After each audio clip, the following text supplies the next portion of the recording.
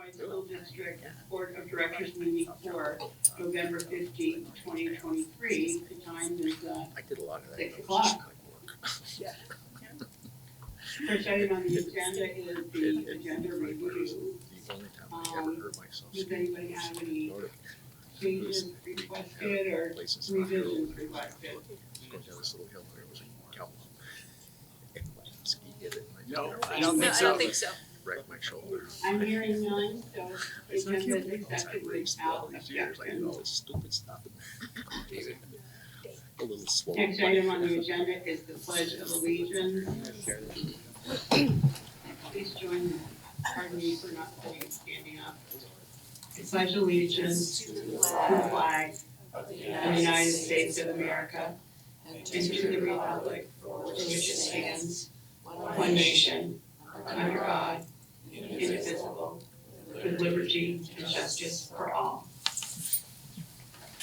Thank you. Okay, next section of our agenda is the visitor section. Are there any visitors there that would like to speak? I've just posted online, Nilda, but nobody yet. Okay. Give it another couple seconds here in case somebody pops on.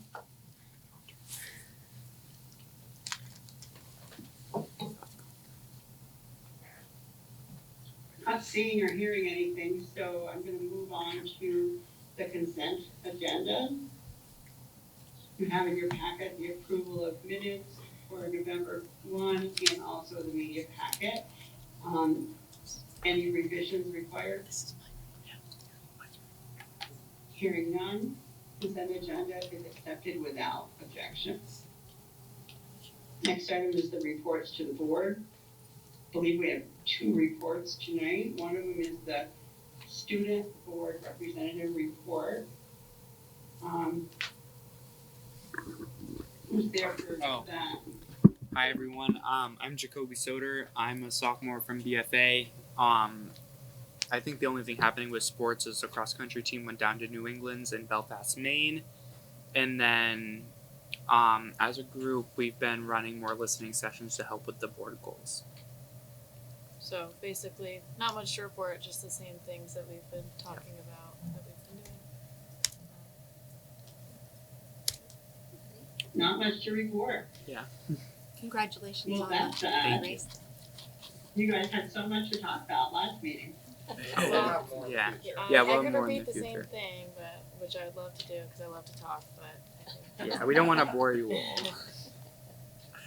Okay, Has anything unexpected or like anything kind of stood out in the listening sessions? I don't really So think we ran one today with the athletic council, which is about 40 kids, kind of. Bright and early at 7 a.m. We had all the kids kind of split up into 5 groups and groups that they were kind of felt comfortable with and asked those same questions. And each of us were in the group kind of just like listening, kind of prompting, not really facilitating because we want them to do their own thing. But let's see. I think what we're seeing a lot of students take really active part in is academics and behavior and biases. Community support, it's harder. They're harder questions. I like kind of asking students don't really see that side of it, or like community engagement. Just like, how do you feel engaged? And they're all in sports, so they're like, I feel great. So that's where we also see that stuff that we're talking about of having like a certain groups of students. Like those students feel so supported by their community. They feel so loved by everyone because, you know, they're athletes and stuff, and not saying that other athletes can't, but anyways. But yeah, a lot of talk about behavior, which is great to get them thinking about what needs to change and how they can be challenged academically, but just noticing those differences and kind of different groups we talk to. But otherwise, no. thank you. Any other questions for the students? Okay, hearing none, thank you so much for your report. We are in, was it Jacoby? Yeah. Okay, Thank you. You're welcome. Next item on the reports to the board is the district liaison officer biannual report.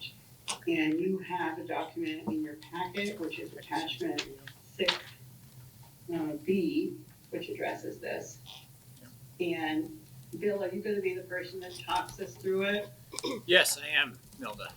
Thank you. Thank you. So, I wanna first say that, if you looked at this report previous to the past 2 hours, it has changed. One of the things that came up today, yesterday, and we started investigating, is we started looking at the report, and there was some data that just didn't make sense. And Martin Katam went back and looked at the data pull from our data systems and found an error in the data pull, so that got corrected literally at 4 o'clock this afternoon. So if you're online, you can see it.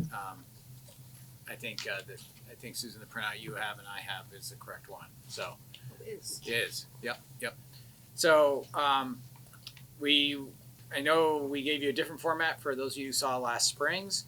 It was a lot more of the qualitative data. I just wanted to kind of give you a split each November, give you the quantitative, and then in the spring we'll do more of that collection of data and anecdotes that folks have around working with the DLO. One of the things that you'll see on this first page with all the pie chart, you can see what the calls are. The highest 2 categories are mental health or other crisis, and then school conduct and policy violations, the biggest of that being alcohol and tobacco. It makes up probably almost all of those, of that 18%.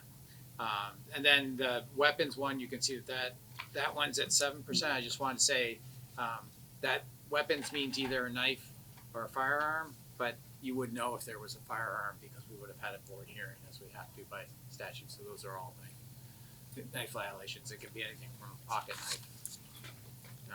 And usually that's what they are. If you looked at the below piece, the below pieces we broke out by some of our subcategories that we look at for instances. There were 49 total calls. 31 of them involved students. And we'll look at some comparison data in the second page in a minute. You see that 78% of the students that were involved, and that doesn't mean they could either be a victim or a perpetrator in it. It doesn't mean we just track students involved. And so 78% of them were free and reduced lunch. Our free and reduced lunch is in the mid 40s right now, district wide. And then when you look at white and BIPOC, and I have to combine these because the numbers are getting so small. You see 14% are members of our BIPOC communities, and our student demographics, and this is rough, folks, because we're just finishing our fall census, and this is the first day enrollment, was 13%. So we're almost right in alignment with what our general population is. And then you can see there's more males than females involved. If I take you to the second page. Can I just ask Yeah. a quick clarification? You said something in the beginning and my brain was just That's okay. slowly processing. You said the 18% made up what again? The The mental health, 18%, there were 18% of our calls for mental health or other crisis. but you said, And then the next one, there's another one that's 18%. There are 2 top categories, which is school conduct policy violation. And a majority of those, not all of them, but a majority are alcohol and drugs, tobacco and drug violation.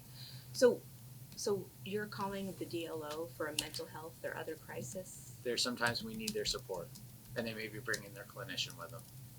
Okay.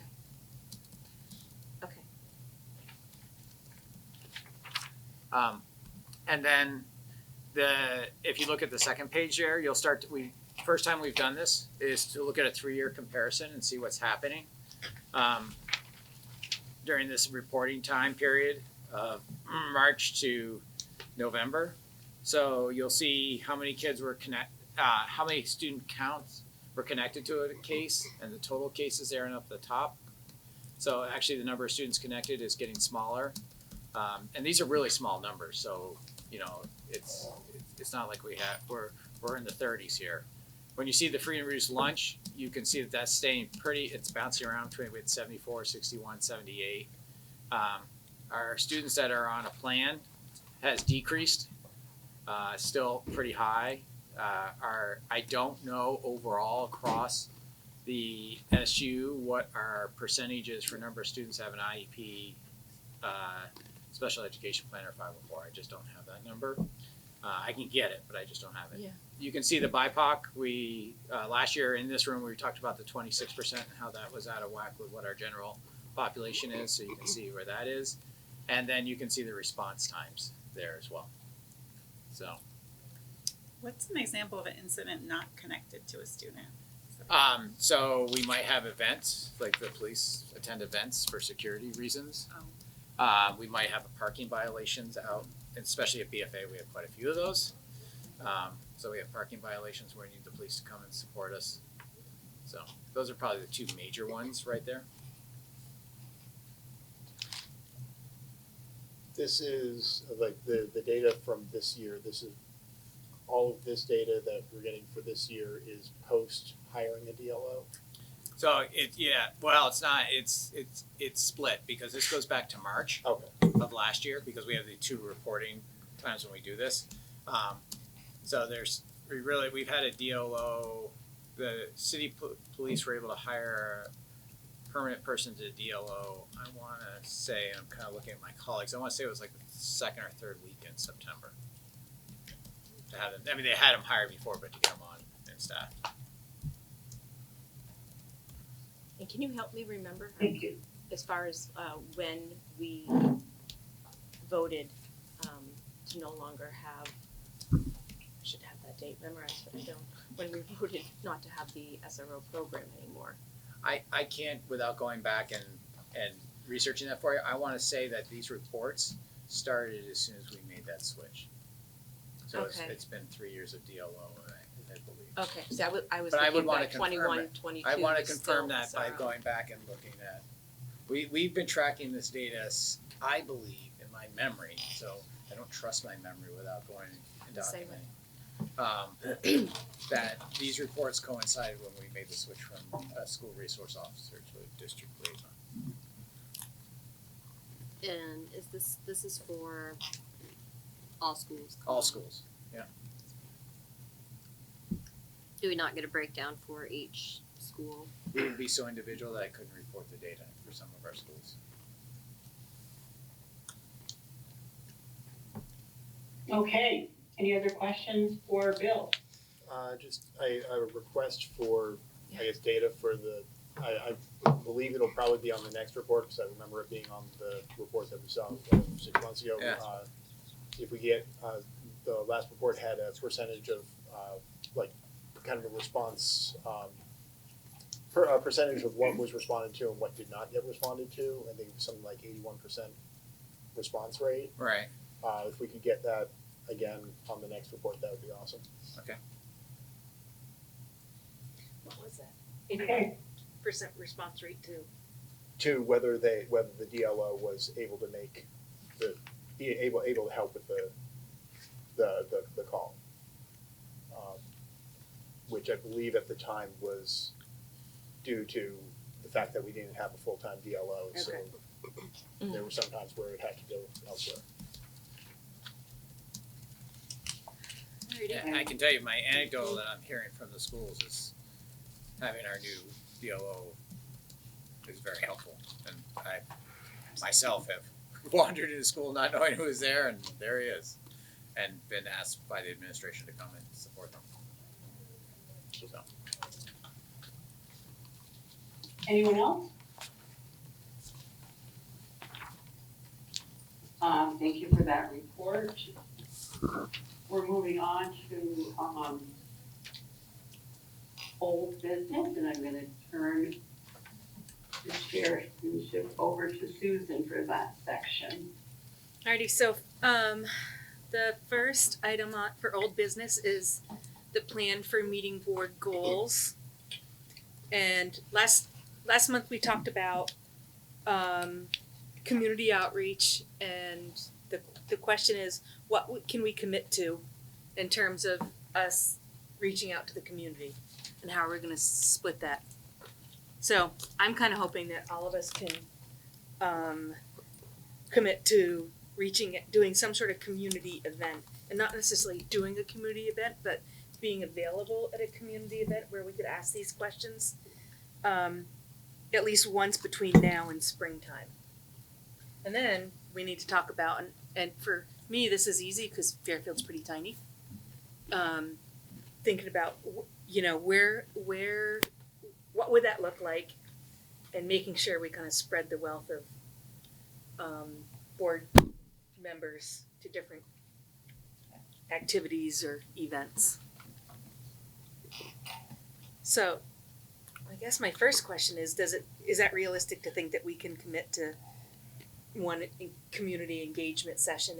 And I'm not talking about actually a planned session, but like for me it would be going to the senior meals at the Fairfield Community Center, or going to breakfast one morning and talking with all the regulars at Chester's, or going to the Christmas bazaar at St. Patrick's Parish, something like that, where there's an opportunity to meet with community members. What do people think? I think we could do that. So do we need to talk about where people think they're gonna go so there's not overlap, or is there enough things, I'm gonna say in the city, where you guys have it covered with not necessarily worrying about overlap?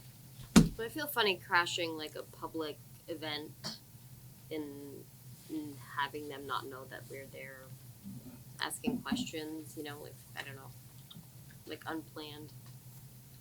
Like, I would think, like, we'd want to get the word out, like, say, go to, like, Catalyst or something, and they know that we're going to be doing that there, and people can meet us there, and That's certainly a Or- possibility. just, I don't know. Yeah. Yeah, I like that idea too, and I also like if we go to a community event, having like a table and a sign so people know we're there and they can come up and talk. Otherwise, I think it's really awkward to just be like, "Hey, what do you think about Something schools?" organized. I Yeah, don't know. something Okay, organized. something and more known that- engaging. yeah. I mean, that's certainly possible and doable. I think the thing is that it's on us to figure out where do we wanna go. Mhm. You know, and I think that two things. One, it can be more formal, but I think we don't want to miss opportunities if we're out and about with people just to say, you know, especially if it's a group of people, to do it informally, to say, you know, so I'm on the school board, what do you guys think? What's going well? What's not going well? We're looking for input from the community. So I think we can do it both ways, but certainly I think it's a good idea for us to coordinate what we want to do. And I would say that, you know, if you wanna do something formal, kind of just what you were talking about, Aaron Rochelle can help put some of that, put it all together. I think even just ahead of time, you know, if there was a musical concert, or if there was a, you know, 5-6 basketball game or whatever it is, you know, you could also put on Front Porch Forum that we could put on Front Porch Forum that we're gonna be doing that, and don't be surprised if you have a school board member come up to you at a sporting event or a musical event That's a or good a idea. theatrical event, because we're trying to get out into the community and hear from more community members. So we could let people know that periodically, that that's our plan, you know, and then when we are there, it would be less intrusive or less odd. I think as long as we, another one for Aaron, to trying to put that out and say, here's the places where you can connect with a board member. Type of thing.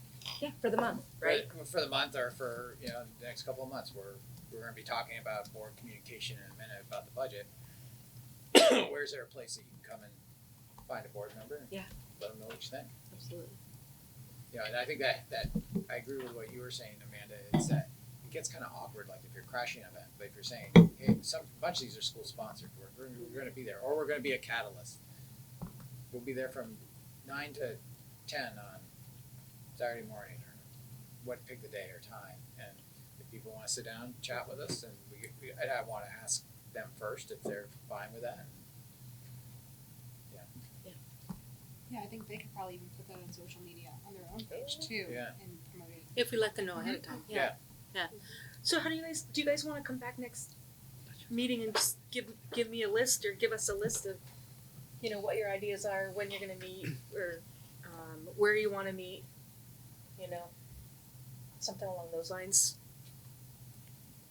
Would this be like a team, you know, where two of us would go, or it was just individuals? It could be Either. both, like, for me, quite honestly, so I'm thinking about Fairfield, like, you know, probably you too, we got that covered.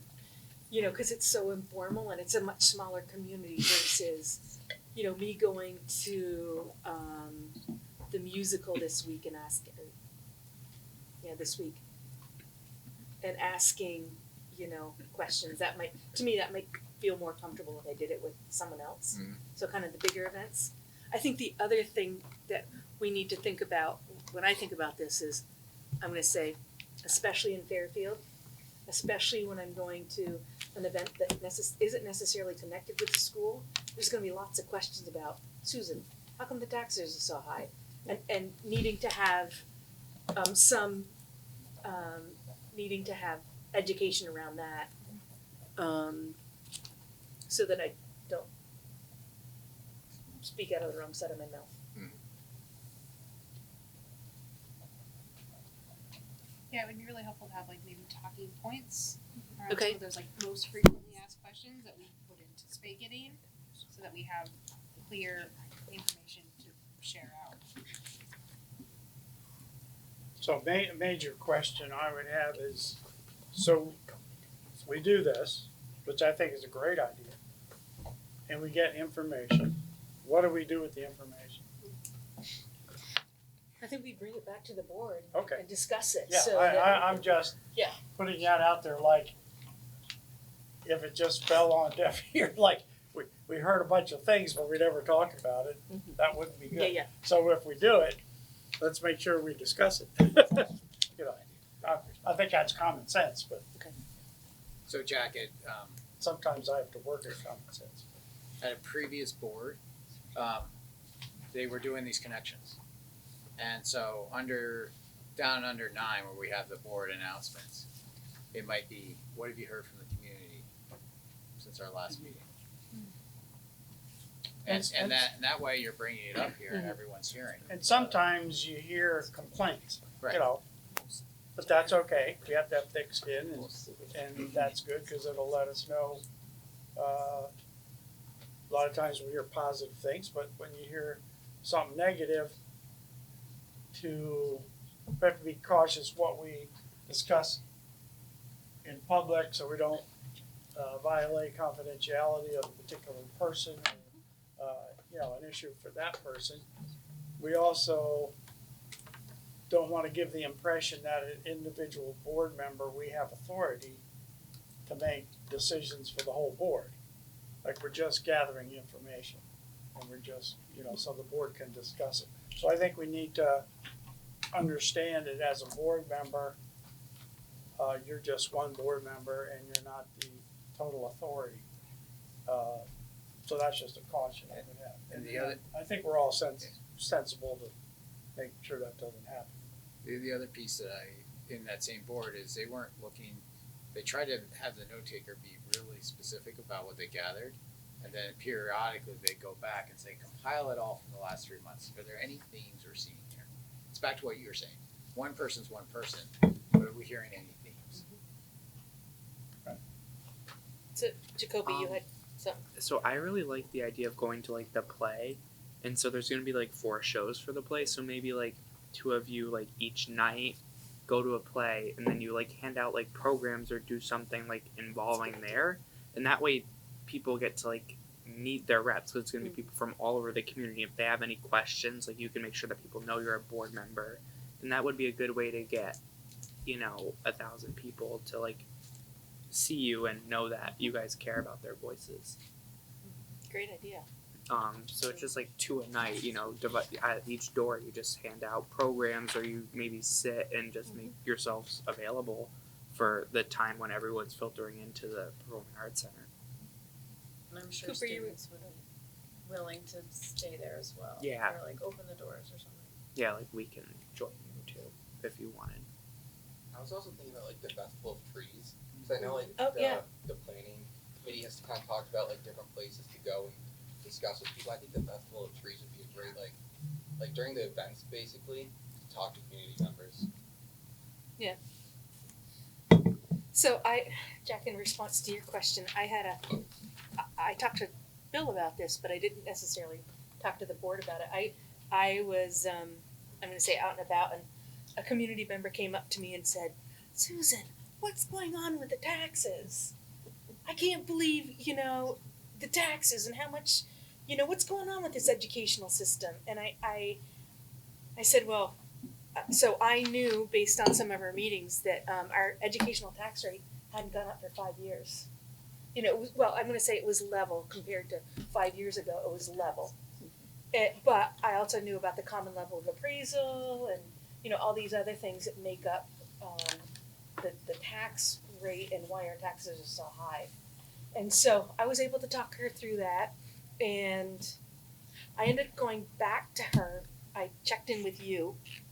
And just to say, this is what I said, and I think I was right. And I was You're right. Yeah, I was You're right. So I went back to her and I kind of followed up with that, and just said, so what I told you the other day was correct, and there's so much beyond, what. So I think, but that is the perfect example of what I could have brought back under board announcements. In the old days, when you talk about taxes, in the old days, the actual tax rate and the tax burden was really local. And in today's world, it's a statewide, and Bill knows way more about it, Martha knows way more than Bill. No, I'm just kidding. No, it's true. No, It's true. but it really isn't, whatever happens at these schools cause the local tax rate. It's a statewide burden.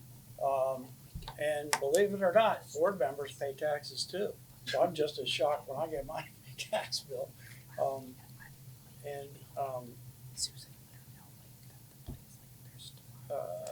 But to understand the complexity is good. And so if we all kind of brush up on that, so that we can do what Susan has done and explain to somebody it's a complex formula to come up with the tax rate and your tax burden or your tax responsibility. I shouldn't use burden that much. But it's really a statewide tax formula that affects the local, but it's because the common level of appraisal is just that. It's taking your local value of your properties and comparing it to the rest of the state, and so you get a common level of appraisal based on the entire state. It's not just the local appraisal. So And it's changing once again with Act 127. right. And with Fairfield, that was more of it was a pond issue, I would say, probably this year more than anything. The people in the pond felt it more than anybody. And that's just everybody taking their turns with who's getting appraised and when. It was kind of funny because this person said to me, I talked to the town about this and they said it was all the school's fault. Cool. Like, okay, I think I can explain this. So we'll talk about anything besides taxes. Yeah. So I But think we for can the even, just as you said, we can give you some notes, just like Susan, to have that to say. Well, Yeah, I let me think tell- if we have like uniform information that we're all giving the same information would be really helpful. So for the next session, maybe Nilda and I and Bill can come up with a list of questions that you guys are asking, a pretty short list of questions when you go into these listening sessions. So list of questions that we would all ask in addition to a list of talking points and maybe a reference sheet so that we could have that. And additionally, if you guys can think about, maybe we can come up with a list for next meeting of where you think you might. Yeah, I think that would be great because then we can start to publicize it. Yeah. And we can do that, and so it's less of like you're walking in cold. People know we can. Aaron Russo can be putting that out all over the place and getting that going, so. And Cooper. I just thought it was interesting that you brought up like our listening sessions, because when Jack was like, "What is this going to look like when we have our board meetings?" I was kind of envisioning kind of the same like sharing situation that we do, where you'd all kind of go around so that everything gets shared and that everyone's heard. Thanks. So my concern with the talking like fact sheets or talking points would be making sure that people who are attending these don't think that we're just reading talking point like pre-planned talking points, which it's really just more of a like, not that we shouldn't have the information, but more of a thing to keep in mind of not to read too closely from the sheet. They're if someone's coming to talk to a board member, they're looking to talk to a person and get an authentic response, and they're going to get upset if what we're saying sounds like we rehearsed this. And I really think like I you know don't the think we bring a teleprompter, is what you're saying. yeah. Well, like There's a lot of having new some notes about like about the taxes. Like we know Yeah. taxes are going to be a big question because everyone hates how the taxes have gone up, and so having information about about sheet. why the taxes are like that is good. So that way we are not. It's like, okay, I'm looking at my cheat sheet because I need to make sure I have my facts right, not because I'm, you know. I think it is authentic not to be 100%, well versed in it, because there's a lot of people who are just new board members, and I don't think that that's an expectation that they should have full There's people who've been on the board, including myself, for a long time, where I have a fairly good understanding, but there are definitely things that I learn new every single year when Martha goes over it or Bill goes over it that hit home. So, it's better just to be prepared. And we have that great video that we used last year, and it's clear and concise for taxes that we for the community that we for get. the community, yeah. And we could have that with us. That can be something you pull up on your phone or whatever. It's really helpful. It's really helpful. Yeah, But I don't think it's- we should pretend to know something that No. this is a hugely complex But there's a difference situation that we between, don't like- even have all the answers for, so we can't even speak completely or intelligently about it until we even have all of the numbers. Yeah, but there's a difference between like having the information on hand so that you can refer to it, make sure you have your facts right, and like it's basically it depends on what is listed on that paper. If it sounds like if you're looking at the paper to it's like, okay, I'm checking my facts versus if we're reading something that sounds like we were told, if you ask this question then give this response. It's a level of authenticity there. Yes. We should be making sure that what we're telling people are our own words and not something that we kind of group think together. And I do think the whole point of this is for us to go out and ask the community questions and get information from We're the not going to community do a versus presentation. us going out to the community to present information to them. It's really to gather information from the community. Yes. So, And that also speaks to Jack's concern about nobody going rogue, right? Yeah. You're not supposed to go and give your personal opinion about something. You're supposed to be there to listen. How do you think things are going? What do you think about this? What do you think about that? And you're receiving information and you're bringing that information back here. You're not providing an answer, on the spot. You're just listening. Yeah, it's good to like in terms of response. It's good to like you can explain like why things are the way they are or what the board's doing. Definitely recommend people like if they have something they want the whole board to hear, zoom in and use the public comments section versus like, yes, I will fix this problem for you because I'm Max. Yeah, and there's nothing wrong with saying, I'll get back to you if you don't know Absolutely. the answer. Yeah. Absolutely. That's the perfect answer. Mm-hmm. all right, so Be really interested. Take down all the information and I'll get back to Okay. you. any other discussion about that?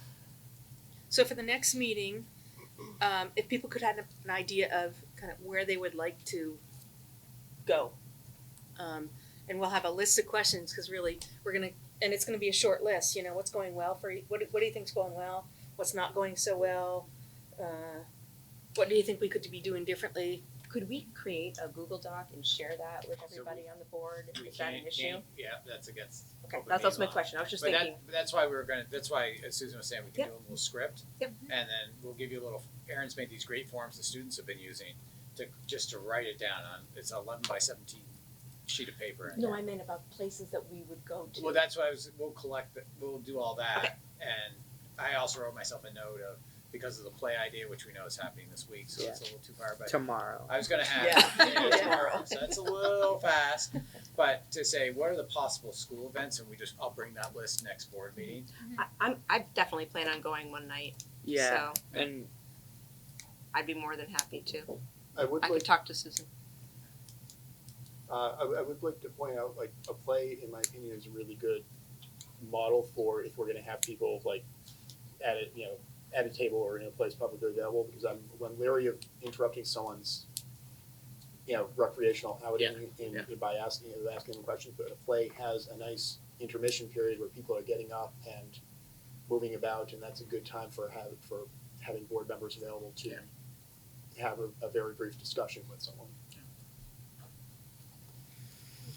Alrighty. Then we're gonna move on to 7B, which is the BFA stormwater agreement. And this is an action item, and Bill, So, Chip Sawyer was here, last meeting to present, the work that we're doing together wants to do together with the city. We are required to have an answer to a 3 acre impervious, surface and how we are treating that stormwater. And the best answer that we've come to for BFA is to work with the city and plan to use their equipment they're building down Lower Weldon Street. And so there are other 3 acre sites in the city that are using it as well. I don't have all of them in front of me, but I think there's 5 or 6 others that are in that catchment area to get to Lower Weldon Street. So we would be one of, along with the city, and we're a 10% share of that. And the other good news is I've been in contact with Green Schools, which is contracted out of the state of Vermont, to provide funds for this. So we'd be up to, we had to guarantee, I think it was $27,000 that we would pay, but that $27,000 may be covered by, that for initial construction may be covered, 90% of it might be covered by a grant. Great. Which we put that application in last week for, so. alright, so this is actually an action item, I might have done things a little bit out of order. So the administration recommends a motion to approve the BFA stormwater letter of intent with the city of St. Albans. So I'm gonna make a motion to approve the BFA stormwater letter of intent with the city of St. Albans, and I need a second for that, Joe. And now, any other discussion or questions for Bill? No, this is where we can get on and get off, right? This is where we go through the process to sign ourselves up with this, and then if we have any concerns, if anything should materialize later on, then If we find a better option for us, I'd rather say it that way than Sure. something materialize, because we have to treat the stormwater that we're on. We're I meant based- the way in which There's a it different was- way we yes. do it, then we could change that. Okay. With being with the city. Yes. Nilda? Well, similar to what Joanna asked, I noticed there was a statement in the agreement stating that there needs to be a mechanism where either party can leave the agreement or something like that. Who is responsible for that follow-up work? For which follow-up, that we could leave it? Or that the agreement needs to have that statement, not following I it? think it said that we needed a process. Oh, Hopefully not yeah, missing- as you are, it's number 8 on the 3rd page, thank you, Susan. Yeah, I think that's between the city and ourselves, we'd have to do that, and just say there's, usually in most agreements, there's either somewhere between a 30 and a 120 day notification period in writing that you wanna leave. You wanna Okay, leave the agreement. Thank you. Any other discussion? I have a question on this school's responsibility for paying for that. All of that stormwater, even though we have stormwater utilities in the city and in the town, we can't work with the school has to pay for a portion of that. So any site that's over 3 acres in the state of Vermont, whether it's public or private, Right. has to pay for their share to treat stormwater in the Lake Champlain catchment or Missisquoi catchment areas in Vermont. So that's our school. So we pay money in each year to this. So the biggest cost is going to be the construction, Right. And because they're just settling ponds. At some point, they're going to need to be dredged, and they're going to probably set up some sort of capital project to collect a little bit of money every year. I don't know what the frequency would be, David, but I'd be shocked if it's more than once every 8 to 10 years that they're I dredging. think that's those what I've been ponds. hearing them say. And so then, when I've talked to Chip about this, it was about there be an annual payment just to make sure there's the fund. It's got the, we're putting, if the engineer says, hey, every 8 years you're gonna do it, what's one, if we have 10% of it, what's 10% of 1/8 of the cost to dredge it? There's not a lot of maintenance to this solution. No, I was just wondering if the school's portion could be paid out of the utilities that we've already set up in the town of city. Fairfield, I don't think has anything like that up there. I don't know if you probably don't even get a stormwater bill. Yeah. I don't know. So yeah, well, Fairfield, That's my question. I don't know if Fairfield does or not. The Fairfield school doesn't have any requirements. We don't have that much impervious surface. But for example, here for this site, we have 3 acres of impervious, but we have all the wetlands that we own. Mhm. And so that can count towards our treatment of stormwater as the filtration that happens going through the wetlands. Yeah, I think I understand that. It's just how we pay for it. We're gonna have to pay for it out of the capital. It has to come out of the It has, capital. yeah, it's not like one of our water and sewer fees that we're paying the city. Cause this is up and above that, what they have.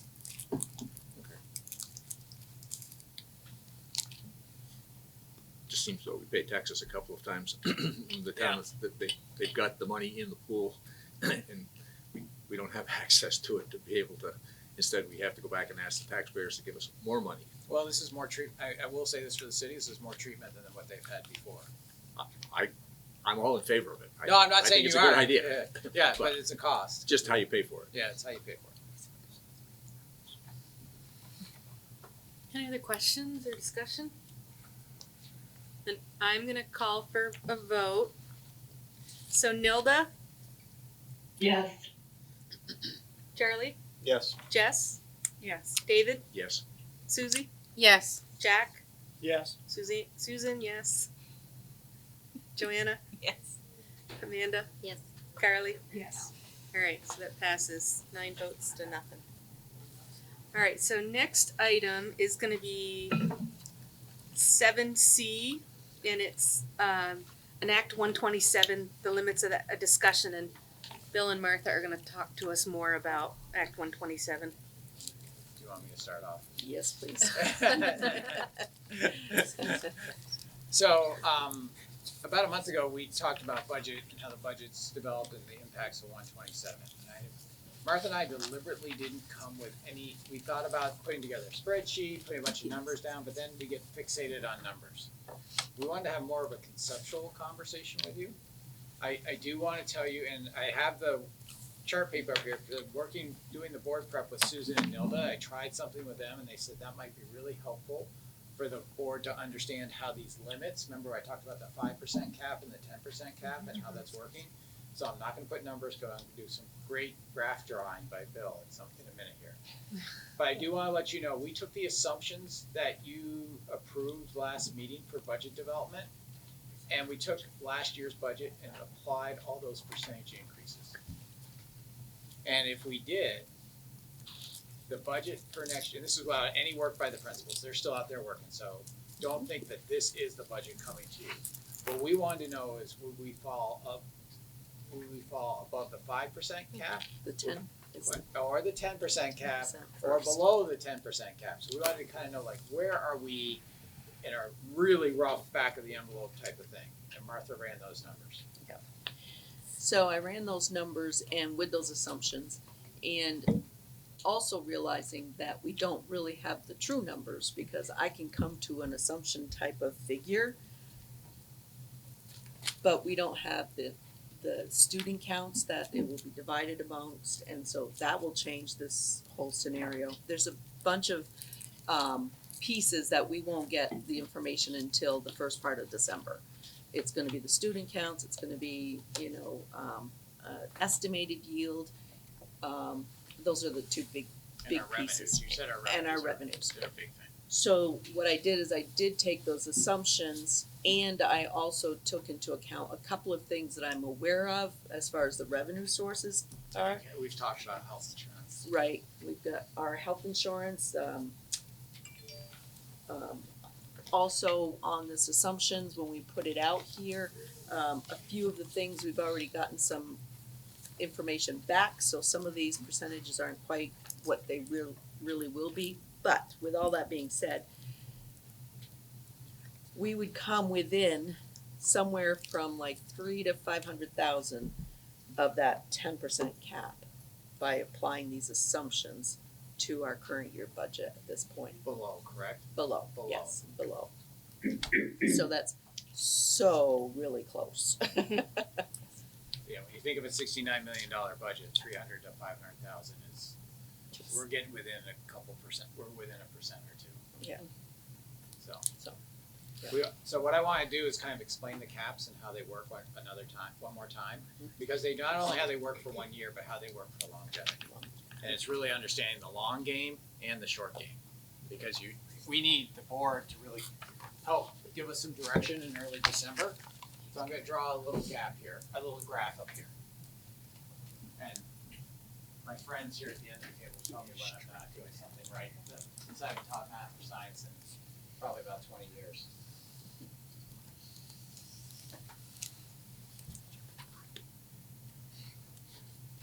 These are fiscal years.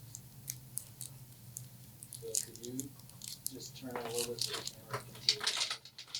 You can still see it if I do it like that? No, you gotta, a little more. A little more. How's that? Is that better? It's not pulling it back. I think you gotta, take the other side and push it closer to us. Pull it Take closer this to us. side, push it Yes, So face us more, Nope. yeah. face us more. Like that. No, that makes it worse. It was? I thought it worked. I'm trying to get the camera and all of you. So let's just try this. Let's see how this goes. All right. So these are fiscal years. So 24 is this year, 25, 26, 27, 28, 29, and 30. If you remember in 30, the way the law works, let's say we start, let's see who's red. Let's say we start right here. I mean, if you remember what I said last time around Act 127, there's a 5% cap on your educational tax rate. So it's pre-CLA. So if we have, our tax rate goes up above 5%, say we go to, and I'll show you that spending in a minute. I'm gonna do two different colors here. Let's say next year we go up 5% right here, but our actual percentage is 7%. So if this is our line for our actual change, and this is what we see in taxes, we have our 5%. So we've got a gap here. Remember we talked about this last time? The state's going to fill in the difference for the funds. So that 5% gap, if we stay at 5% all the way out to 29, but we do different percentages each year that are above or below this. Let's say we do something like this, and then we do something like this, and we flatline out here, and these are percent increases. That's what I've got over here is a percent increase. And the tax rate. Tax rate. Thank you, Martha. This is why I need help. I Not used to necessarily in the budget, but not necessarily the budget. not in the budget. Yeah. Tax rate. in FY30, the increase has got to go up to meet this. So there's going to be say we had constant 5% here, we might go up to 10% or even more in that 1 year. Because the cap will no longer be in place. The cap will go away and we have to make up that difference. And, is there an and in there? No, we just have to make up the difference in this tax rate. So if we kept growing greater than 5%, but under 10%, if we said, that's why I wanted the multiple colors here. If we said the 10% is somewhere like right here, we're gonna have to go from a 5% increase here for this year to a full 10% right there. So there's gonna be a big balloon at the end. Unless because what they're trying to say, they don't say this. So what I infer what's said by the law, by the bill is we're gonna try to force you back down as you go across these years. Because you're gonna see this big bubble coming at the end. So we don't have to pay the difference, let's say on the first year there, Nope. our tax rate went up by 7%. Yeah, say it went up by 7, but we only pay 5. Right, so we don't, at the end, we don't have to pay that 2% that year and. No, but we've got to come back up to what our actual tax rate will be in FY30. Okay. So we've got to get to there. So so one of the questions could be, well, let's go to 5% and hold at 5%. Let's go, we just told you what the back of the envelope, and I really want to label it that. Really, really, really rough. I don't even want to call it a draft. It's not a draft. Really rough budget, plain on Excel. That's what it was. Gave us a 9.3%. We're that close right now to that 10% line. So somewhere we're going to have to either arc back or be willing to have a steep lift in FY30. And I don't need it tonight, but Martha and I have been talking. We probably need it the next meeting for the board to say because we'll give you the first rough budget next meeting. Very rough. Very rough, because it will still have a lot of pieces not in it. But we'll be able to do some estimations for you by then. But where do you want us to shoot for? Do you want us to shoot for 5%? Something lower than 5%? Remembering if we go below 5% this first year, we can't ever take advantage of the cap. Because in the first year, you have to hit 5% to have the cap for all the rest of the years. Or do we say somewhere between 5 and 10%, and we'll figure this out down the road? And will there be played out scenario? I know they're rough, but will there be played out scenarios so we can look at, like. Did I plant that question with you? No. It's a great, no, we didn't, but it's a perfect question. It's a perfect question because one of the things we haven't started doing here in Maple Run, but is to start looking at multi-year budgeting.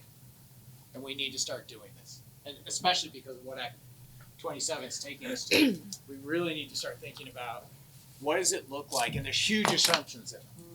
Huge assumptions, but we've had the luxury, and it's one of many reasons I'm here, is we have a stable student population.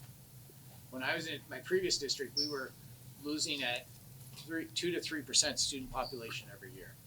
So we had to do multi-year budgeting so we could say, are we gonna have to risk staff, or will staff attrition bring down the budgets to start hitting the student numbers we have? So we're in a case now, and we're not ready to do that yet. But I think it's something the next year we've got to get to, and I'm hoping the work we do some in December, I know they're going to start talking to us about multi-year projections.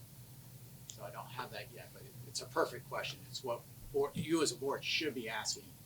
What does it look like way out there? We understand these are huge assumptions in this, but what does that start to look like? So, if as a board we decided to say the direction we decided to give you was, keep it as close to 5% as possible, would you then be able to come back and say, so at 5%, this is what it would look like? Yeah, that's what we had to do. We wouldn't give you, fine details, but we'd be able to say, so to do that, we need to do X to the budget. And if we're at 7, if we come to you with 9, we got to say, okay, what's the amount of dollars that it comes for? How many dollars need to come out of the budget? and knowing that 85% of our budget is personnel, and knowing that every professional is averaging, Martha, am I good if I say the $100,000? The total cost for someone with a license is around $100,000, Benny, salary and bennies. And someone that's in the ESP contract is about $55,000 to $60,000. So you can pretty quickly see we're having to go. Your buildings aren't going to change. The supplies needed to teach the kids aren't going to change, and there's small pieces in the budget. So we'll be talking about personnel, unfortunately. So your very rough first look at what this would look like, it brings you up to like 9.6% increase Of education spending. of education spending. That's a totally different figure than your tax rate. Right. Yes. But that's like super rough. And would that include, that's for everything that we have right now? That Wouldn't is necessarily be cutting programs. what we call level services. So Okay, all right. providing the same services we are right now. Can I change that a little differently? Yeah. It's actually providing the same services that we're budgeted for. Budgeted right? for, You say this correct. to me all the time. Correct. Which What one we we're have budgeted for. budgeted So for. for an example, we have, and Becky, maybe you can help me with this, but let's just say this number. We probably have about 12, 15 positions that are unfilled right now. They're in the budget. Mhm. They're in the budget. So we're comparing budgets to budgets, not Yes. actuals to budgets. Correct. Right. But can we look at actuals in terms of times of year? Cause in terms of what gets spent, what needs, because sometimes at the end of a school year, Oh yeah, no, we know the trick. Yeah. okay. We I know don't wanna the look at trick. the trick, I wanna look at where could we save, cause like, Oh, do we need to be spending that money, cause sometimes that's what happens, right? Okay, we have this amount of time to spend this amount of money. So our incidentals, and we can get you this figure, so I don't want to even estimate a percentage, but it's really tiny compared to the rest of the budget. Right. And I say that Across 4 schools. across 4 schools. Yeah. Yeah, we're doing so proud of the leadership team, and it was one of the things I was going to say in my superintendent's report, but I'm also say here. We did the first across the district look at all locally funded positions, thanks to Becky doing an analysis, an HR analysis of all the personnel. And we were able to look, and it looks rather evenly distributed. Brianne did the same analysis with incidentals, which are materials, supplies, technology. It's pretty equal across all the buildings. And she did an actual and a budgeted, and there wasn't a lot not there. I mean, it was like a lot was left behind. And when you look at that figure compared to the $69 million budget, it's not that big. It's nothing. And so we'll start giving you more figures so you have them and understand how those go into it. But I really don't want to get more into figures right now because we'll get stressed on the figures. Yeah. And my question is to you about concept. Mhm. And I'd like at the next meeting, Susan and Nilda, for us to almost not a vote, but a sense of the direction of where the board is, thinking about these limits.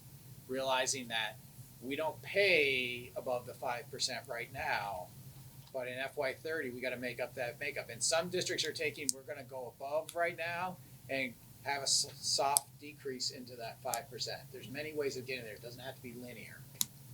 But just like what you're thinking when you think about, we're talking 5 years out for budgets right now. Where we're going. Okay. So, just in terms of, speaking for myself in terms of what I'd like, I don't like, if the tax end of it is going to be, over the next 4 years going to be a maximum of 5%, then, like, I personally don't mind going above that, but we would have to be something where we have to have some way of figuring out how to get back down. Basically, get some string to go through that labyrinth. Because I would hate to be like, okay, we can go ahead, but we'll definitely over 4 years figure out how to get these costs down because costs never seem to go down. And I'd hate to do something this year that winds up gutting, gutting the district in 4 years. And I'm in the same place, Charlie. I'm not asking you to make all those decisions. What I'm asking is, it's really a tolerance. This is the group that should be thinking long term for budget. So what do you think is the tolerance of the community, and what do you think is the tolerance for yourself? Because I could see it's very much having the bubble effect I just talked about, that we go up and we find a way to hit that target Well, in I mean, FY30. Basically, in terms of like information that can help inform the decision, if we have high numbers of front, then it'd be helpful to know what we can do over the next X number of years to help bring that figure back down. Because like if we go 9% this year, the taxpayers aren't going to feel it. But if we go 9%, we can't figure out how to get back down to 5%. Then come 2030, then all of a sudden tax rates are gonna, people are gonna open their bills and go blind. Yeah. Yeah. I agree. Yeah, because I don't know that the community tolerance is gonna improve over the next 5 years. The community tolerance. Yeah, like no one likes their tax, no one likes getting their tax bill no matter what. But there's a huge difference between you're paying an extra $50 a quarter and you're paying an extra $500 a quarter. Okay. I hope that helped. I'm just trying to keep you informed as a board. If you didn't register for it, I think we could probably find a way. But on yesterday, there was a bunch of us that were on a panel that did a Act 127 budget and budget pressures. That was hosted a collaborative between the agency, the superintendents, and the school boards. I know that was announced. I pushed that out last minute, but if you didn't get a registration for it, let me know, and I could probably send you the web, because it's all recorded. You could watch that. Okay, great. But before we move on, could you just quickly explain the 10% cap again? So the 10% cap, what that is, thank you for doing that, Charlie, because I really didn't do a good job of that. What happens is, if we have our education spending per weighted student goes up more than 10% in any of these years, it goes to an advisory committee to say, was that extra cost justified? That committee then recommends to the Secretary of Education, who makes a decision on whether you should be allowed to spend more than the 10% per increase, or should we bill your taxpayers for it in your local area, in your district. Am I got all that right? Kind of, sort of. Yeah. So if the commissioner decides that it was not justified, that the over 10% was not justified, then if we had that 5% tax rate cap, that cap would go away, and you would be paying the full amount of whatever your tax rate would be, and then you don't have that cap for the next however many years after that. And in that situation, it's too late for us to back up and revise the budget or anything. It just gets decided and we lose that cap, correct? I'm sorry, I didn't Like hear what you. in that situation, if the commissioner says no, that's not justified, then we don't get to back up and redo that. It's just you lost it. Correct. Okay. Correct. There's another little piece to that 5% cap on the tax rate. We're not gonna know it when we actually approve a budget, because the tax rate isn't finalized until the legislature sets the yield. And there's another little piece in there, all the districts that are above that cap, that money has to be made up, so they adjust the yield to make it up, so then everybody's tax rate changes slightly. So we won't know whether or not we're really at that cap or not. We're gonna see what we can do as far as we can with our estimates, because that's all we can do. It sounds like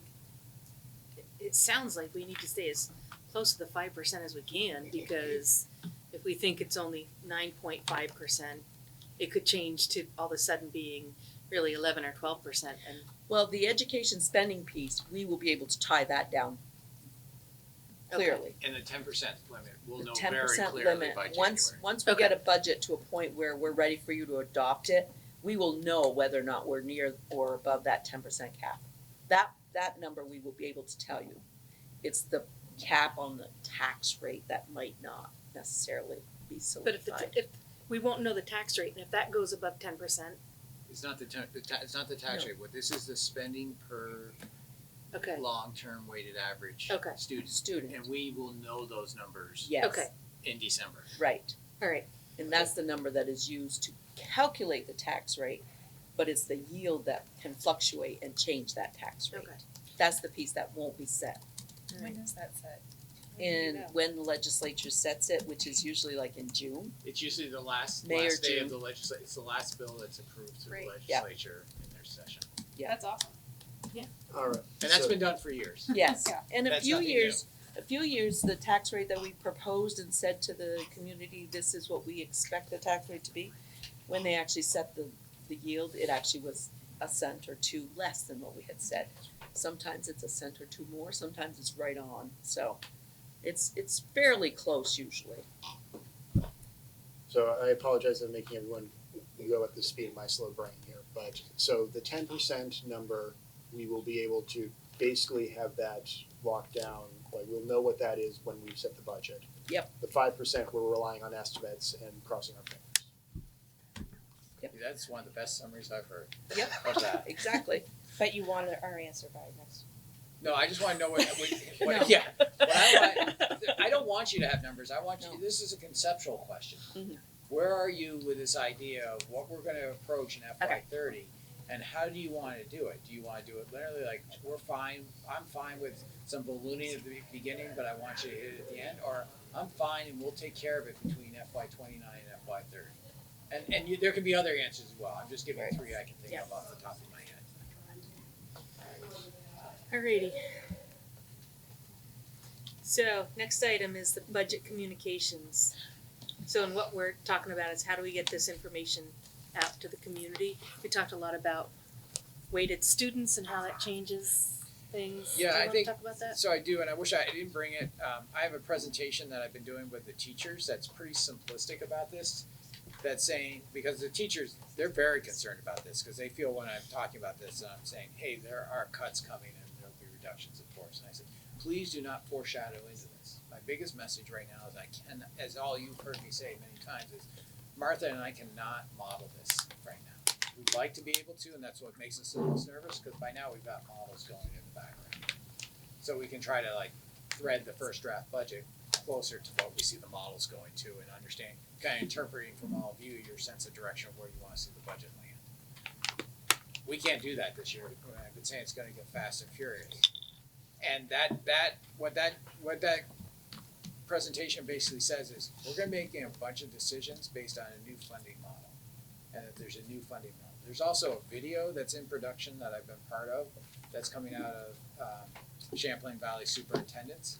That's like a 1-minute explanation of what's going on with Act 127. Really high level, probably 100,000 people. We always say 30, it's like way up there. But there's that the state constitution has provided that the state must provide an equitable education to all students in Vermont. And so they've changed the funding formula to do that. That's what this is about. It's back to what Jack was saying earlier. It's a statewide tax system and a statewide money distribution system.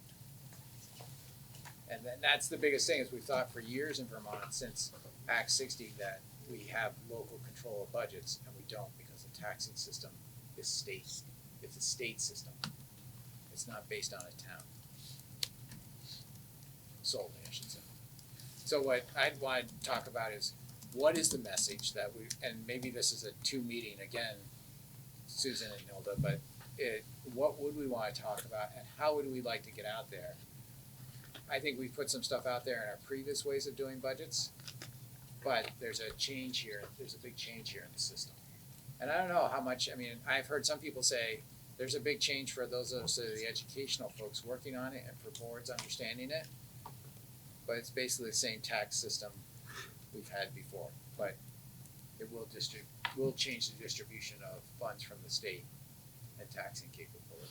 So for me, when I think about this, when you went through the characteristics for weighted students, you know, the characteristics are, we're looking at the number of English as a second language, English language learners, the grade levels, the amount of free and reduced lunch, the population density, and how big the school is, that does change things.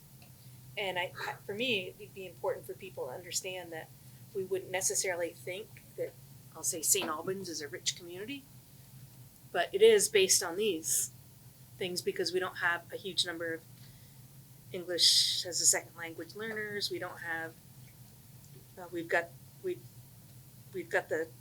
don't have the population density or. We're not as rural as we like to Right. think we are. Right. So I think that kind of stuff would be important for people to know in the community. Jacoby? No, I just like that. I think it's good. We're talking about doing a multi-year budget plan.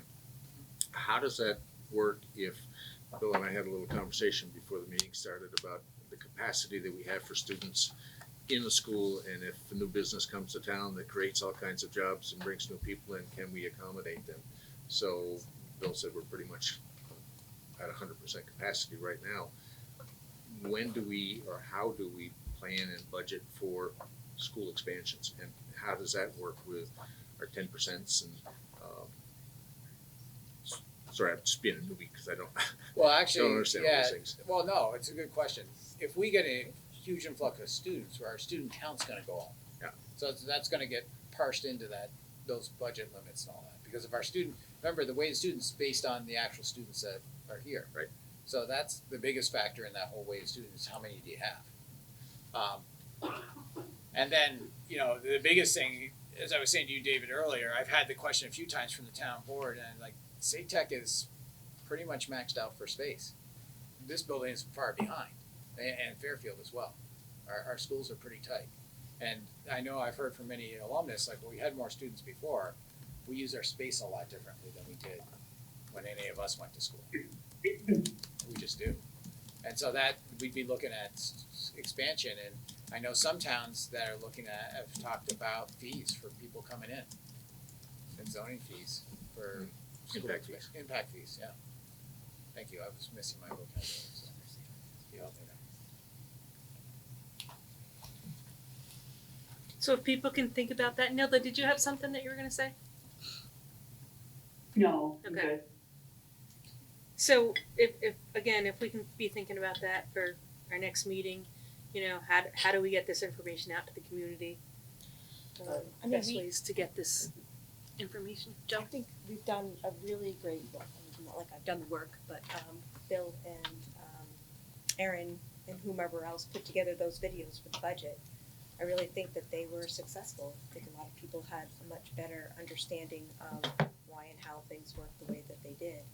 And so this could, I think that strategy was a good strategy. Videos. Yeah.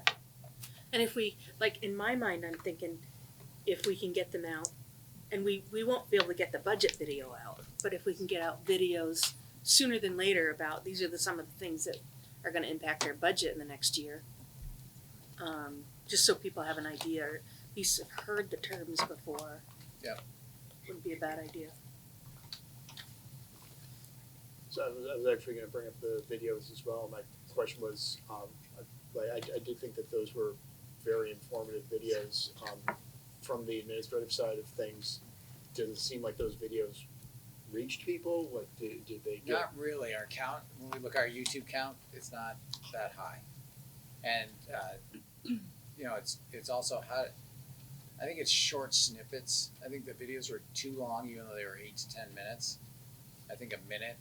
We've been working with some communication experts from around other districts, and everyone's like minute messages and really quick. And you want to say one thing, it's less than 150 words. And I think that's the strategy of how do we get that out there. And if all of you, and some of the publication, back to what we were talking about earlier about board communication, said, hey, we're facing this issue. We're going to be at these places. We'd like to hear from you about what do you like, what do you value most in your school system. It's funny, I definitely thought that it did have more of an impact because we didn't have this problem. No, but we got the you're word right. out somehow. Yeah, it just when we look at the counts, Mm-hmm. I don't think anyone, I don't remember the numbers. I wanna go look at them. I don't even wanna guess anymore, cause I haven't looked at them since last March. And just another communications question, in previous years, if things like letters to the editor, the messenger, have those been utilized and or are they appropriate in this? So you can situation? talk about the budget, you can encourage people to go out to vote, you can't sway them which way to vote as the elected official. So you can encourage them, get out to vote, you can do that, you can say, I wanna give you information of it. We haven't, But like if you wrote something, basically explaining, it's like this is what the budget is and this is why it's yeah, there. well, Is we've that done, too we've close done to- stuff like that, we have inserts every year in the messenger. And we plan to continue Yeah, with can I those. continue Yes. those, along with Yes. our annual reports. Yeah. And those won't go away. Right. And so what we're trying to do with the communications is we're trying to inform the public and not make a sales pitch, correct? Exactly. All right. Moving on to item 7E. This is an action item. And so I recommend a motion to approve the 2023-2024 capital improvement ESSER project GMP number 2 in the amount of $505,672. And authorize Superintendent Kimball to execute a contract with Engelbert Construction associated with that work. So, can I have a second? Second. All right, discussion. So, this is part of our continuing project of, for the ESSER project for capital improvements, we're really going after HVAC. As I talked to you a while back, and I know some of you weren't on the board at that point, I just wanna give a little context for for you those who remember it, just please bear with me.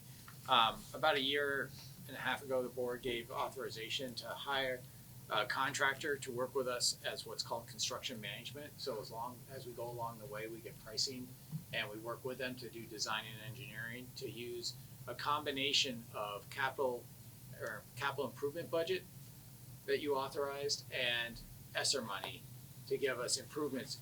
This is really around HVAC. And so there'll be another one of these coming in the next month. But in order to have all the equipment here on time to get it installed this summer, because all the ESSER money must be spent by end of September 2024, we need to buy the equipment right now because the lead times are so long.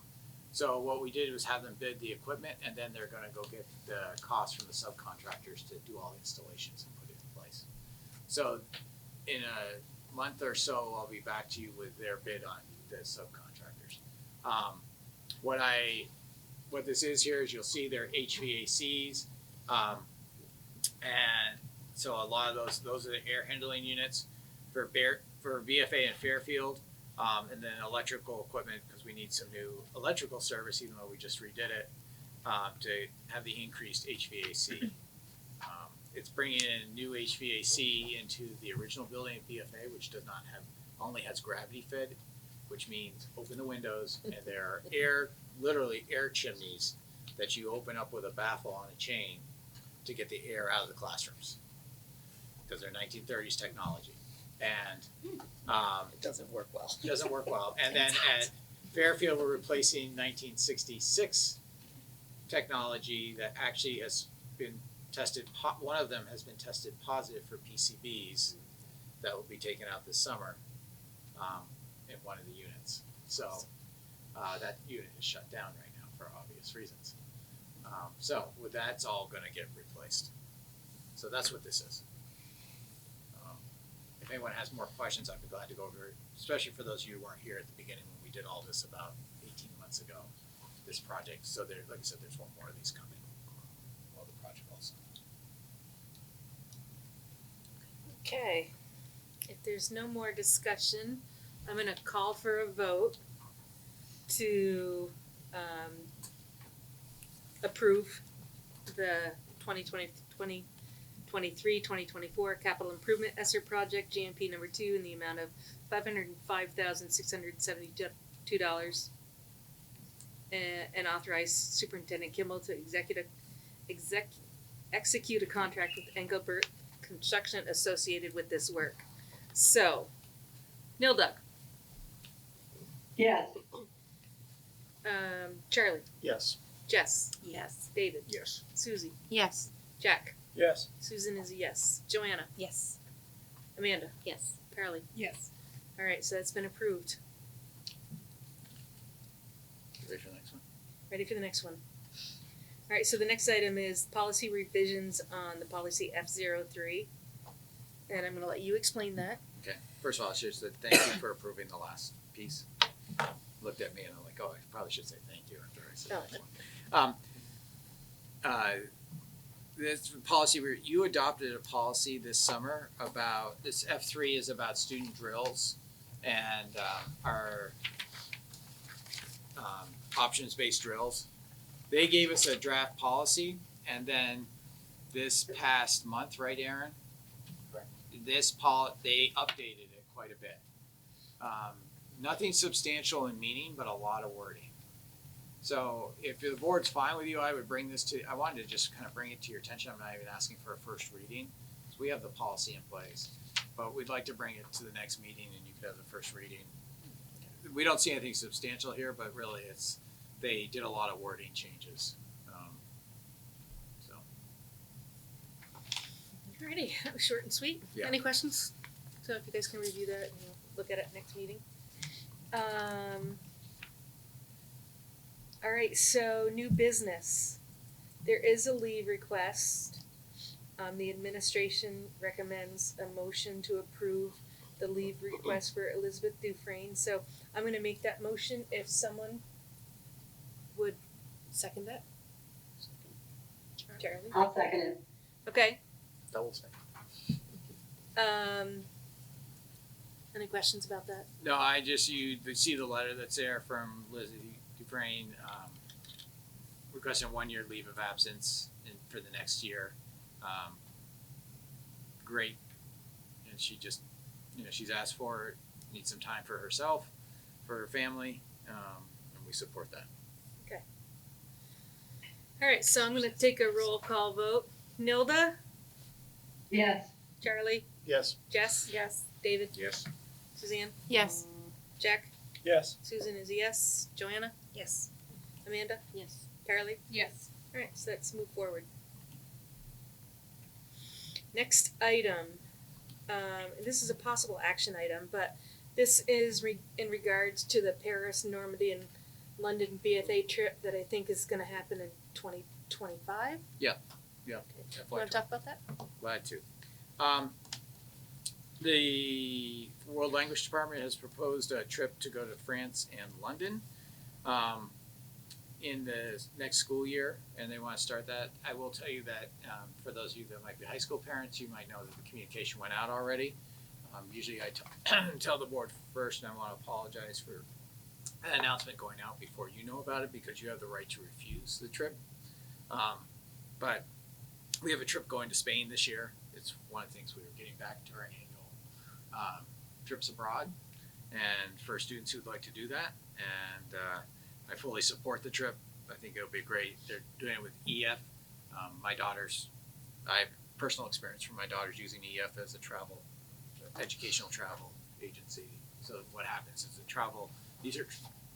whole trip is arranged through an agency that does that for schools. Any questions, comments? So I don't believe we, You don't need to take any action Yeah. unless you want to die. I saw Charlie has his hand up.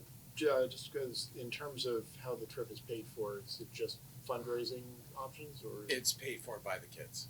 Okay. Yeah. And are there any,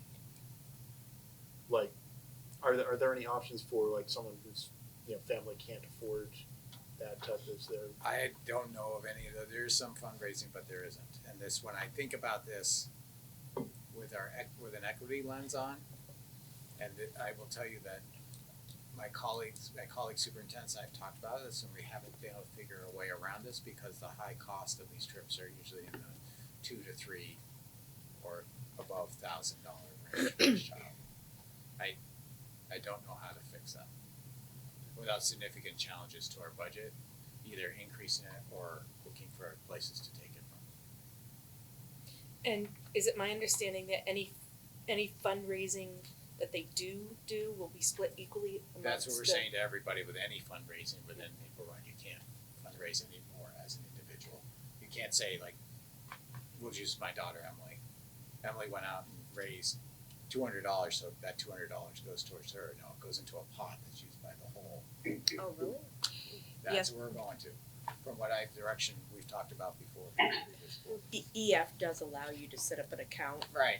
so you can have a personal account for your students that family members might, donate for a birthday present or something like that. But if it's a school-sponsored, I'm just saying Right, that right. there's school-sponsored fundraising? Yeah. school-sponsored fundraiser, it goes to everybody.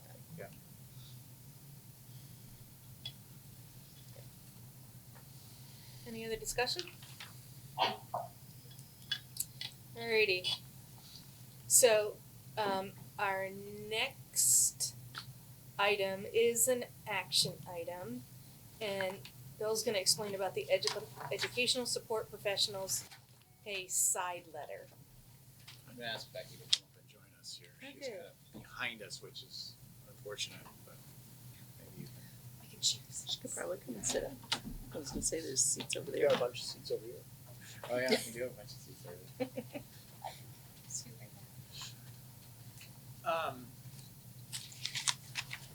You and I haven't rehearsed this, so do you wanna start? You wanna go with it or you want me to? Okay. Martha too.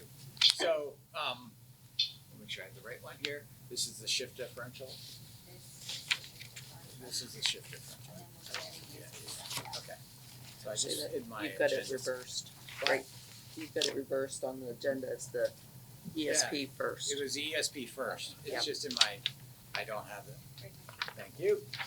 So in the ESP, during negotiations, one of the things that, and Joanna and Jack, you'll remember this, so please help memory here. But one of the big things that we talked about there was trying to have everyone have the same increase in their pay across the board, across all the all the positions of $1.50 an hour. So one of the things that wasn't talked about there was a side letter in effect that had for para-educators only that were on step 1, column 1, or step 2, column 2, because we were paying subs $16 an hour. Last year we paid them $16.05. So so the association approached us this year and said, well, you gave the $1.50, but it was based on their salary that was in the index, not based on that side letter. And is there anything we can do for it? And they admitted, they said, we didn't negotiate for that. We didn't come and ask you for that during negotiations. And so we talked about it, and they actually offered, they said the $17.44 is very close to the $1.50 increase. So we're not coming to talk to you about that, but we'd really like to talk to the people that are column 1, step 1, because there was no step given this year, that are at $17.14. And can you meet us halfway, which would be $1 is $17.32.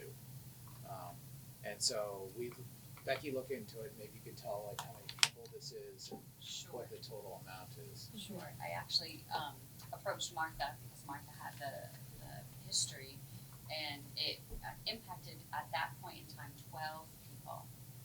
Of the 12, 5 are no longer active within Maple Run, so we're really talking about 7 or 8 people currently that would be positively impacted by this side letter. And I believe that was somewhere in the $2,500 to Yes. $2,700 range Yes. total cost of the district. So in talking with the association, said we could do that, we can meet you halfway, I'm willing to take that to the board. So I'm here tonight with the board to say that's what we're presenting you. Yeah, but something good for us to just consider for next year, that should be a question that's asked. Are there any side letters that would impact anything that we're doing? You know, In just two for future? years. In two, Two yes, years. sorry. And so you'll see Thank that, goodness. but the other thing they agreed that what is published in the for indexes for next school year, because that agreement, those will stay. There won't be another additional I gotcha. like this. What's published for next year stays as is. Yes, thank you. So this is a 1 year, this year only, for these 7 or 8 people. Alright, so I'm gonna make a motion to accept the side letter of agreement for the educational support professionals pay. And I'd like a second on that. I'll second that. Jack, thank you. Any other discussion or questions about that? So we'll just meet it this year and just maintain it. The second year won't go up to the, It's gonna go what's public, what was agreed upon in the negotiation, in the published index, not the published master agreement. So if it says, say it says, I don't know what it says, I'd have to look at it, well, let's say it says $18 an hour, that's what we're gonna do for next year.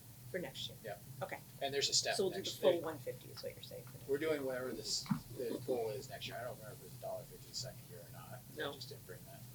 It looks like Martha's looking at it. It was not $1.50 the second year. Yeah, and they also get a step next year. Okay. They don't get a step this year. Okay. So, Yes. Just, it essentially just makes those 7 to 8 folks whole from, in their lens, from what was agreed to. Absolutely. Yep, no, I get it. Thank you. Alrighty. If there's no other questions, I'm gonna call for a vote. So, Nilda, Yeah. Charlie, Yes. Jessica, Yes. David, Yes. Susie? Yep. Suzanne? Yes. Jack? Yes. Susan is a yes. Joanna? Yes. Amanda? Yes. Yes. Carly, okay. Alright, so that moves forward as well. And the last thing under new business is 8D, which is a shift differential complex side letter. And so I'm gonna make a motion right now, so we do this in the right order, that we accept the shift differential complex side letter. Will someone second that? I'll second that. Thank you, Jack. Now, discussion, can you talk about this? So at Collins Pearly Sports Complex, we have one member of the custodian staff who works the third shift, essentially.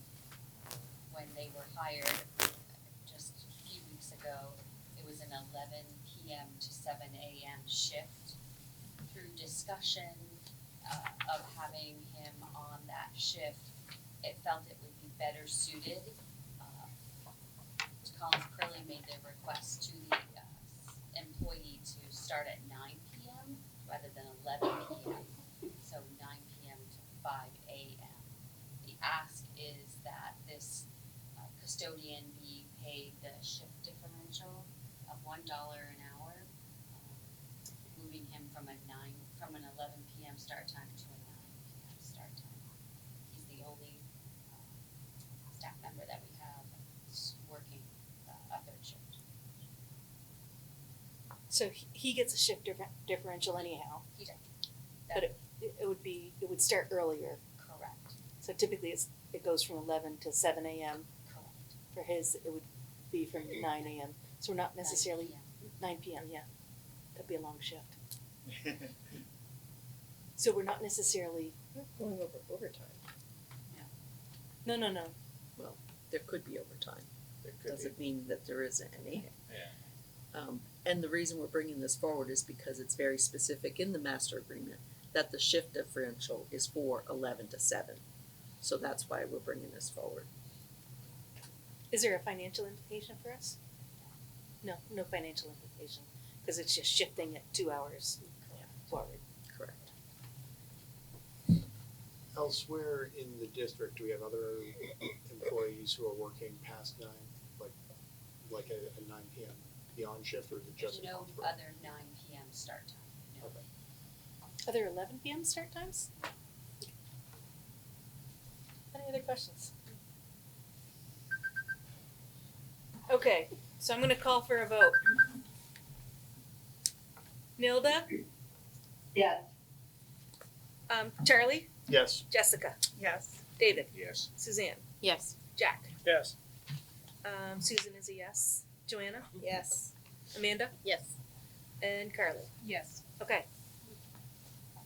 All right, so we're done with new business, and I'm gonna pass it over to Nilda. Why, thank you. You're welcome. So we're moving on to other business. First item is warrants. And I'd like a motion to approve the warrants, acknowledging that passage of this motion will act as an authorization and signature of any individual board members participating remotely. Anybody want to make that motion, please? Charlie did. Yeah, I'll do it. Thank you. Is there a second? I'll second. David. David. Thank you. Any discussion related to warrants? Okay, we'll take a vote. Amanda, Yes. Charlie, Yes. David, Yes. Jack, Yes. Jessica, Yes. Joanna, Yes. Carly, Yes. Susan, Yes. Suzanne, Yes. and I vote yes also. Sorry.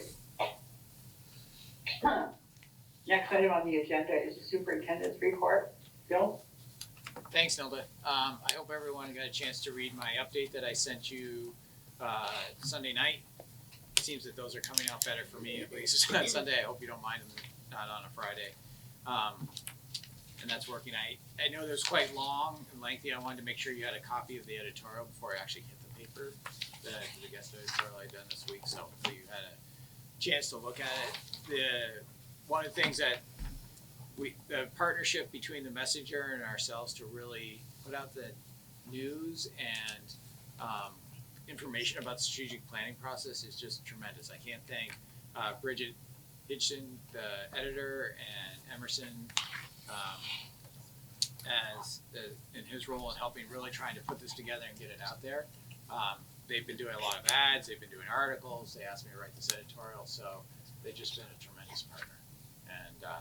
And then we had a great second meeting, the design committee, all the students that you saw here, we had 7 or 8 of them. We had about 30 people there this past Tuesday. It was great, we had a great night. We're really ready for December 2nd. I would strongly urge everyone in this room to have that. We're gonna be right here in City School on December 2nd from 9 to 12:30, and then 2 of my colleagues in this room had the great idea to have a pancake breakfast from 8 to 9. John and Stephanie are flipping pancakes, Stacy too. And we should, what? I'm gonna pour the syrup. You're gonna pour the syrup? So it's already out there that we're gonna have pancake breakfast. We're gonna have fun. I know a couple of students who wanna help too. Jacoby's like all eager to flip pancakes, so like we got you, you're on it. So we're gonna do that, and then we'll come right at 9 o'clock. We'll be down here doing work, getting input from the. We're gonna put out. Aaron and I have already been talking about multiple ways we're putting this out, but what we're asking everybody, and I asked the students today, is: are there 2 friends you can bring with you? So if there's 2 people you can bring with you that are interested in the school district, that'd be great. It's really about giving us input and what your hopes and dreams are for Maple Run. Sorry. Yeah. I wonder if students would be able to get community service hours for going for the day. I bet we could figure that out. Just be an Yeah. an idea to put out to students Yeah. because you might have Yeah. other people come. It's a good one. Thank you. Any Uh, more questions for Bill? I was writing a note, Nelda. I'm writing a note. Sorry, there was such a long pause that I thought you were done. No, I can't write and talk at the same time. It's not a skill that I've developed yet in the past 57 years.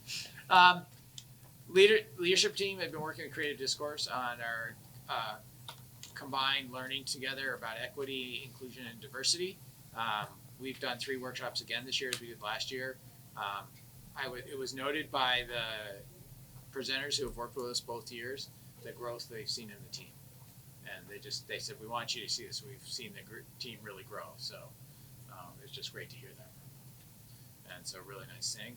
And then for those of you, I unfortunately wasn't up on Veterans Day ceremony, but Erin was, and she's really getting into her community engagement and public relations new position. And so she was up there, and I know they were all over Facebook, and I saw some great reactions from parents about Veterans Day. We had some great student speeches. Our bands participated. It's tremendous to see how the community celebrates our local heroes, and how much they've done for this nation. So just really, really proud of that. And now, Nilda, those were the three things I was going to talk about. If there are anything that I wrote in my bi-weekly that you have questions about, please feel free to talk to me about that. I'm glad to answer any questions there, and give you any other updates. And I hope those are helping. Anyone else have anybody asking questions? I don't think so. No? Okay, thank you, Bill. Yep. Next item is board announcements. Yeah. I've got two things. So I don't know. I was a little distracted, Okay. but they also had they had the pancake breakfast or the breakfast here. For the veterans, yeah. Yeah. Yeah, they're great attendance. Yeah. And my other announcement is I kind of forgot this a little bit. So at the next meeting, we talked about coming back with some ideas around community engagement. But the other thing I want people to start thinking about is we also need to start addressing goal statement actually it's the first one. Maple Run will develop a board orientation for all new board members, including student members, and an annual review to support these members and understanding the roles and responsibilities of the school board. So I want people to start thinking about that. And I know Jack has some good information that he got at the VS. Yeah, do you want me to say that now? Or No, or we can- next time? next Okay, time, sounds good. Give me time to remember. Yeah. I can't remember what I had for dinner last night. Yeah. That's all from me. Were we gonna hear from the new principal and safety? No, we didn't have a presentation set up for them today. It's one of the things I talked to all the principal guys and said we need to get that put together. I have a question. I don't know why, but I had this nagging feeling. There was a time where we were trying to, I thought, vote on something or do something around the complex, and we kept pushing off whatever that Good was. question. Yep. Okay, because I don't remember Yeah. what it was, Yeah. but I just wanted to bring it up Yeah, because I so- see it no longer on our. No, it's coming. It's coming. There's a complex agreement that goes between the Collins Spurley board Mhm. and the Maple Run board. Okay. And so, actually, I feel comfortable saying this because I know Tim won't have any problem with this. Tim was out for quite a bit as he was battling cancer. Oh, I'm so sorry. So that was put on hold. Sorry. But Tim's been back, and he shared a draft with me last week, and we're reading that draft before we send it to the attorney. So we'll be having a draft agreement Okay, thanks. shortly. So you're right that. I didn't even remember what it was. I know, I was just remember. quietly trying to deflect it without having to say it, but Tim's been very public Yeah. about, and he's successfully gone through his treatment. So That's so wonderful. Yeah. I was thinking about Al, and I was thinking I just don't want to, Yeah. lose No. sight of what we were supposed to be working on. no, good question.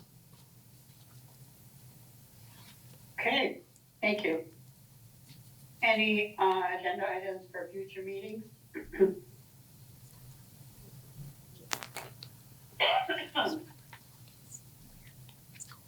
Well, we're gonna talk about the goals. That's one of them. We're gonna talk about the goals. We're gonna have the first sorry. budget review. Yeah, we're gonna get into a bunch of budget. We're gonna have a bunch of budget meetings now through January. That'll be our big piece. And part of what I need to have feedback from each of you, and maybe it's at the end of each meeting, is to say, was this understandable? The budget is complex. And I really would like everyone on the board to say like, yeah, I've got a good idea of what's going on here. If that means you want a personal session with Martha or myself or both of us, or that you want us to give more in a board meeting, I am open to any feedback and support that we can give you as board members. So. Thank you. No need for executive session, correct? No, but I think Charlie has a question. Just if we're gonna be doing listening sessions, I'm wondering if it would be good to put something on the agenda for future, just basically like a time to talk about what we're hearing from the community. Yeah, that's definitely something that we should put on for, what I talked about earlier was the list of questions that we're gonna ask. Well, like once they get ramped Once you up, get- like basically if we can have a time in the meeting Feedback where it's time. like, okay, you know, where were we and what did we hear? Yeah. Basically a sharing moment.